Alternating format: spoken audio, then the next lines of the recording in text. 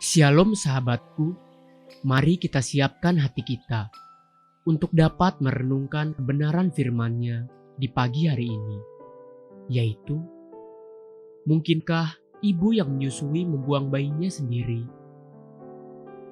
Mari kita buka Alkitab di dalam kitab Yesaya 51 ayat yang pertama sampai yang kedua. Dengarkanlah aku, hai kamu yang mengejar apa yang benar, hai kamu yang mencari Tuhan.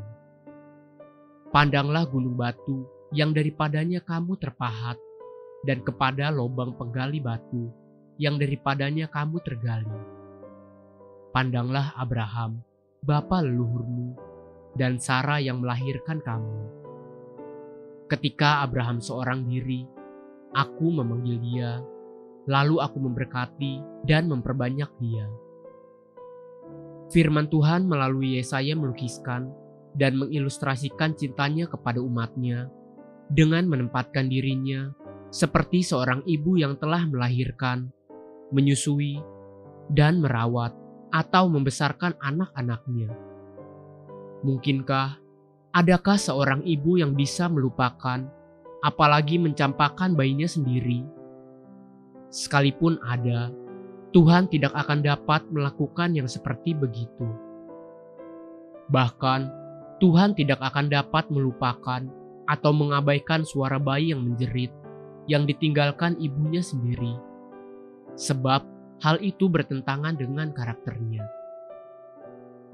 Ada satu peristiwa yang dicatat di kitab Kejadian, di mana setelah Hagar diusir dari rumah Abraham oleh Sarah, istri Abraham, di padang gurun Beersheba sesuatu terjadi. Coba perhatikan Kejadian 21 ayat yang ke-14 sampai yang ke-19. Keesokan harinya, pagi-pagi Abraham mengambil roti serta sekirbat air dan memberikannya kepada Hagar. Ia meletakkan itu beserta anaknya di atas bahu Hagar, kemudian disuruh nyala perempuan itu pergi. Maka pergilah Hagar dan mengembara di padang gurun Beersheba. Ketika air yang dikirbat itu habis, dibuangnyalah anak itu ke bawah semak-semak, dan ia duduk agak jauh, kira-kira sepemanah jauhnya. Sebab katanya, tidak tahan aku melihat anak itu mati. Sedang ia duduk di situ, menangislah ia dengan suara nyaring. Allah mendengar suara anak itu, lalu malaikat Allah berseru dari langit kepada Hagar. Katanya kepadanya, apakah yang engkau susahkan Hagar? Janganlah takut, sebab Allah telah mendengar suara anak itu dari tempat ia berbaring.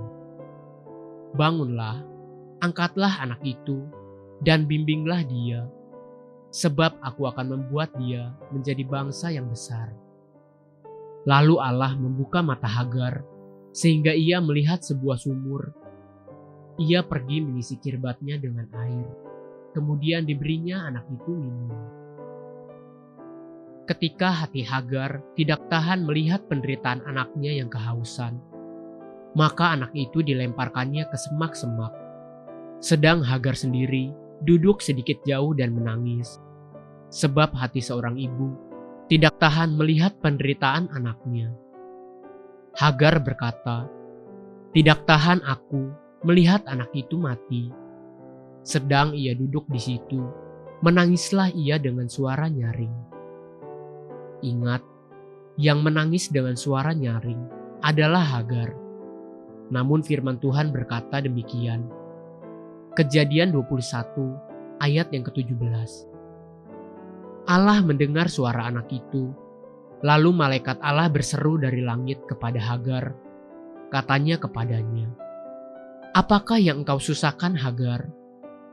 Janganlah takut, sebab Allah telah mendengar suara anak itu dari tempat ia berbaring.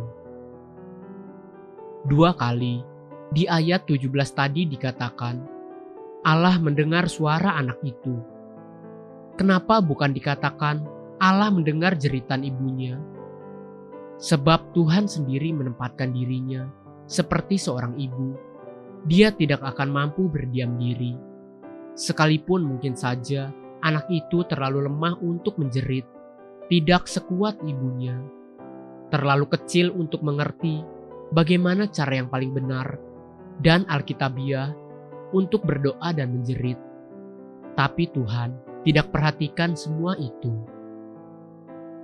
Tuhan mendengar jeritan dan doa kita karena Dia adalah Tuhan, bukan karena kita berdoa dengan benar.